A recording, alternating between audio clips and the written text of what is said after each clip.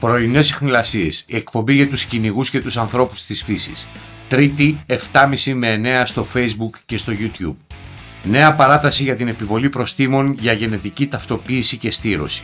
Ανοίγει νέος κύκλος ομιλιών για τον νόμο Άργος. Οι τελευταίες εξελίξεις για τη ρυθμιστική απόφαση για το κυνήγι.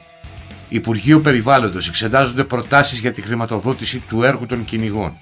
Σε αναμονή απόφαση του Συμβουλίου Επικρατείας για την είσοδο των κυνηγών στα σκοπευτήρια. Ειδήσεις και ανταποκρίσεις από όλη την Ελλάδα.